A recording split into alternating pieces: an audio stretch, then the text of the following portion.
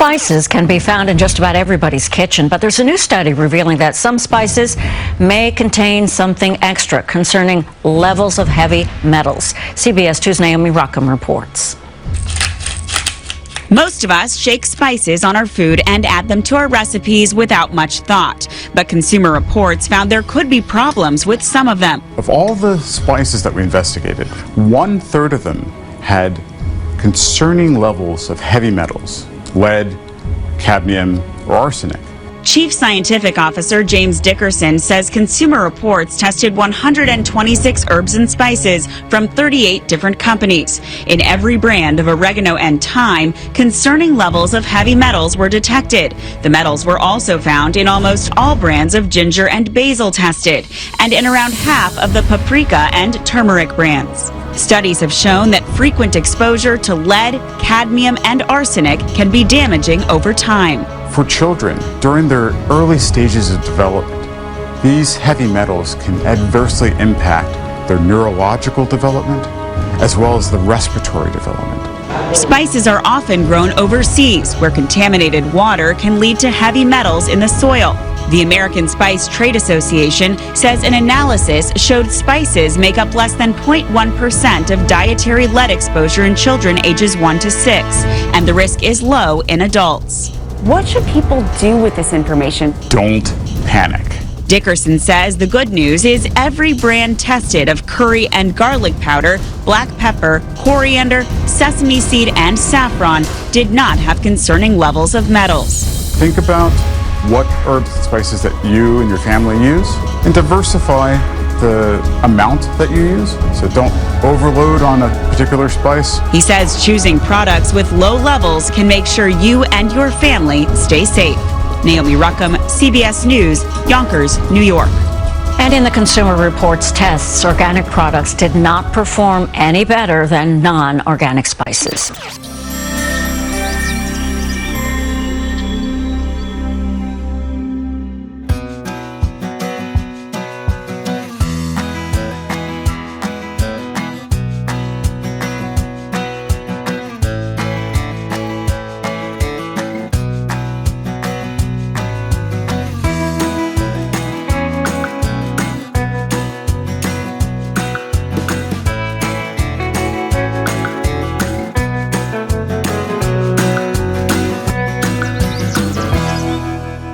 Welcome back to Seed Time and Harvest. Today we are at Miss Kiki's house. As you can see, she already has her garden from last year that we're going to make it even better this year so she can grow more.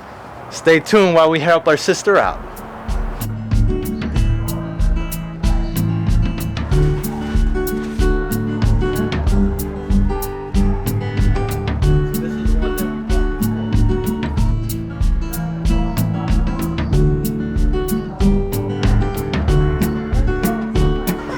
It doesn't look like dirt. I often wonder why dirt does not look like dirt.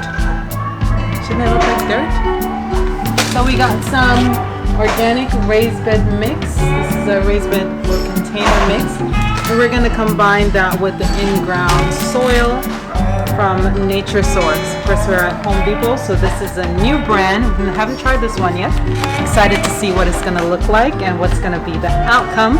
We're going to also include peat moss. So peat moss, raised bed mix, and in-ground soil, all organic.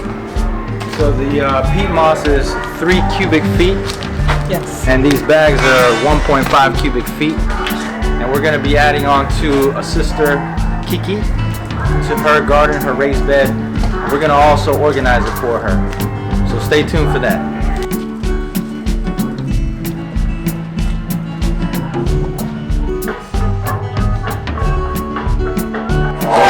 These, and we're going to help Sister Kiki to upgrade her bed with these to have her walk through instead of stepping on her raised bed, which is what she was doing. And then we're going to extend it with these bricks. These are the bricks she has already.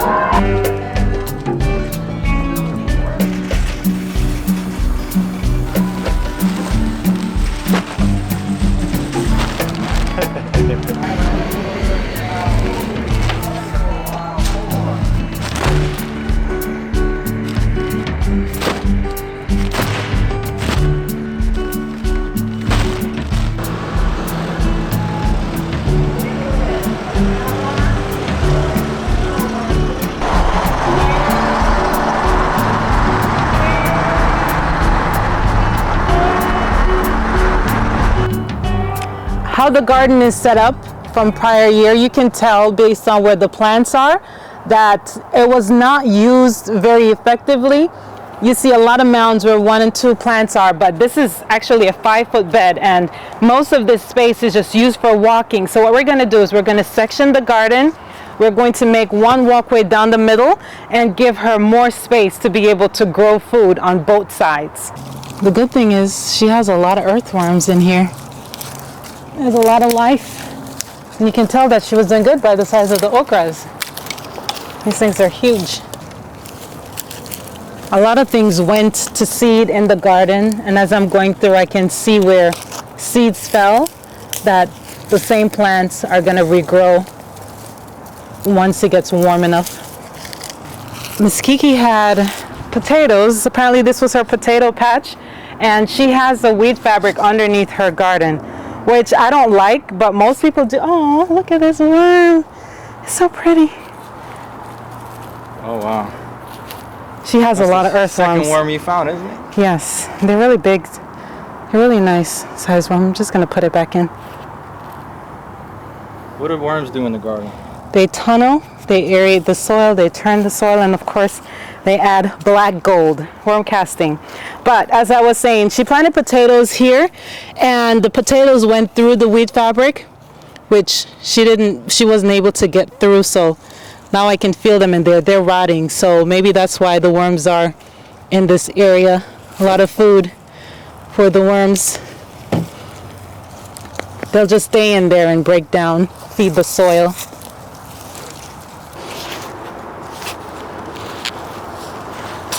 The soil here is really nice. She has really good soil. But the one thing I don't like about gardening in ground, as you can tell, she has one big tree right here and another big tree behind me. And these trees, they actually send out long roots, and they're gonna go wherever the nutrients are. And even though she has a weed barrier underneath, the weed barrier is not gonna protect against the tree roots coming up into the garden and robbing the nutrients from the soil. And you can tell that all the roots from the trees are actually coming up into her garden. The only solution to that is add more compost, feed your soil, or find another location that does not have the tree roots coming in so close. That's why we're going to extend the garden a little further from the tree line. They really make the soil compact. They really make it very compact. So I like above ground gardening. As you know, you try to feed your plants all the healthy food, and you're feeding the tree at the same time. Go all the way down the middle. We're gonna mound up the soil on both sides, make a walkway all the way through, because where the weed barrier is so shallow. When we mound it up on both sides, it's gonna give her more root space, more depth for her to be able to grow better. So we're gonna go all the way down. So we're following that marker.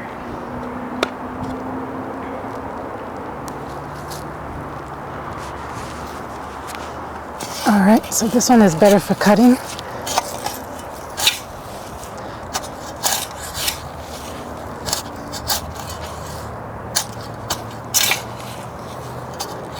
And so I'm already hitting the weed fabric. And I'm not even 3 inches deep.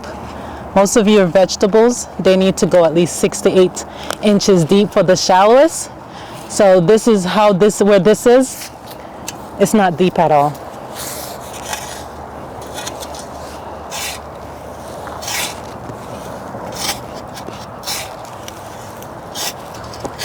This is why feeding your garden is so important, because your plants are taking out the nutrients, and also the neighboring trees that are beside your garden, they're also taking the nutrients from the soil.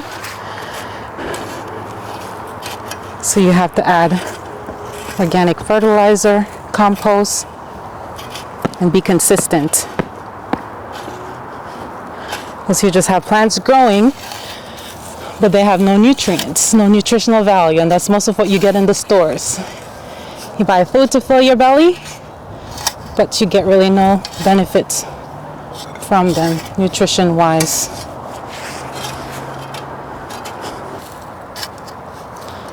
Good plants need good roots. Good roots need deep soil, deep, healthy soil.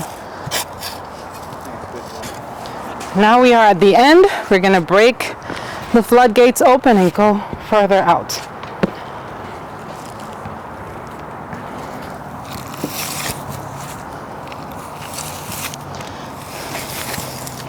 The one thing I can say, I love gardening, but I don't like surprises.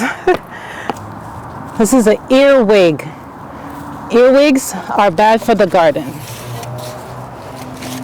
Let's see if I can get it and show you a bad bug. Wait. Earwigs, if you have any form of roots like carrots, potatoes, things like that, they will eat it. It's right here. It's called an earwig. The back claws looks like a scorpion.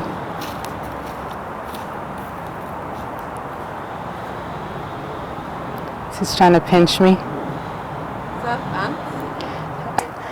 There is a lot of life in this garden because every time you move a shovel of dirt, you either see an earthworm or some form of bugs. Yep, good soil attract good bugs, which you need, especially earthworms. I'm sorry. Are we going to put some spray? Spray for the? No, these are good bugs.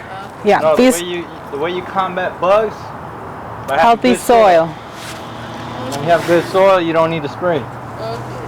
Next is we're gonna lay down the fabric. This is a weed barrier fabric. Basically, it's gonna kill the weed. It will allow the soil, the water to drain through the soil. Eventually, the roots of the weeds will die. The plant roots will be able to go through. Unfortunately, so does the root of big trees. So we're gonna double it. This one is 4 feet by 50 feet. Can get it also at Home Depot. Just gonna put a block on top of it and then bring it back and then cut it over there. So I have to double it. This is how she had the rest of her garden. It's really tricky when you're living in the HOA. There's a lot of things that you can't do, a lot of restrictions in terms of, you know, digging, what you can, how far you can go. The weed barrier will help her stay above ground, and the bricks will give her about 6 inches of growing space for her plants. With the situation, just have to do our best, work with what we have, and pray that God will provide us a country home where we have plenty of space to grow without any restrictions. Instead of using the weed barrier, another way, easier way you can kill your grass is if you have access to a lot of cardboard. That's basically how we do our garden. You just get a lot of cardboard. You can go to Walmart, Publix. When they finish packing shelves, they'll give you the empty boxes. You'll take the boxes and you just do like what we're doing with the weed barrier. You put down your cardboard, you wet it, and then it will also kill the grass, kill the weeds, and you plant right away.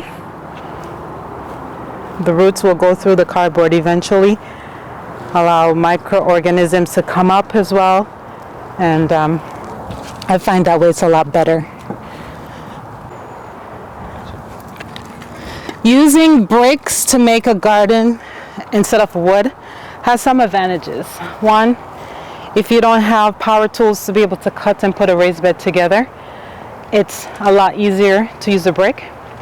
Another reason is the wood will break down eventually. No matter what type of wood you get, eventually will break down.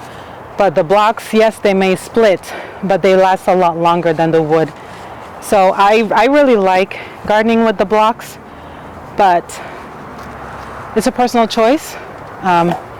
Ms. Kiki was using blocks before, so we just extended it with blocks. It was cheaper. Wood now is very expensive, so the blocks were cheaper and you put your bed together faster. You can stack your blocks up to make a deeper bed if you would like. But if you choose to use wood, then by all means. as long as you have a space to be able to grow food. The next step is to fill in the bed. She had a lot of plants that were going in her garage. They died, so we're just going to use the soil instead of throwing it away. We're going to fill it in, use it to fill in the bed.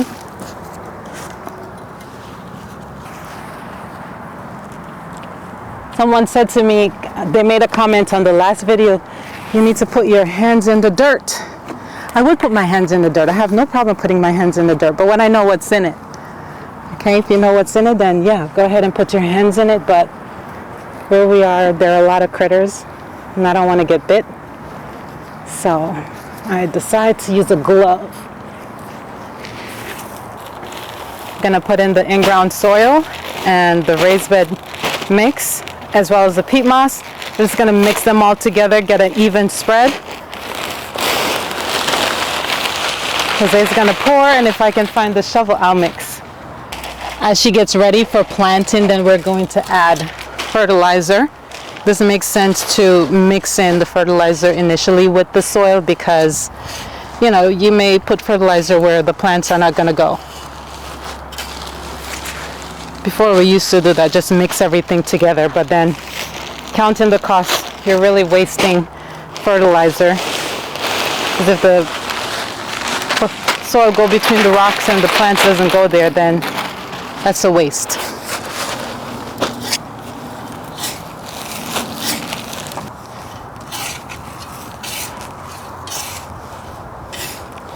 Gardening is so therapeutic. You should try it, really. Next, we're going to add some peat moss.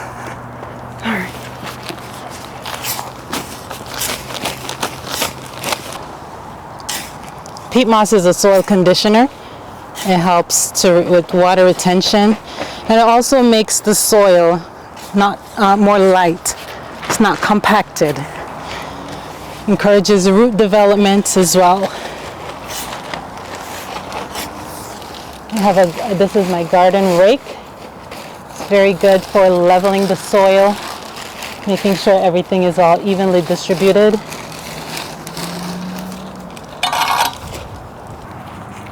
I always say when you garden for you, the animals, and everything else that's growing around you, because everybody wants to enjoy your garden. So it's all about sharing. Sharing is caring. And if you can avoid planting far away from a large tree, go ahead and do that, at least 20 to 30 feet away from the drip line. The drip line is where the last tip of the limb goes. So 20 to 30 feet away from the drip line, that's where the roots stop. Unless it's a pine tree. Pine trees, they'll go far for food. Miss Kiki's garden is ready for plants. Until next time, thank you for joining us on Seed Time and Harvest. Don't forget to like, share, and subscribe. Happy planting. Bye.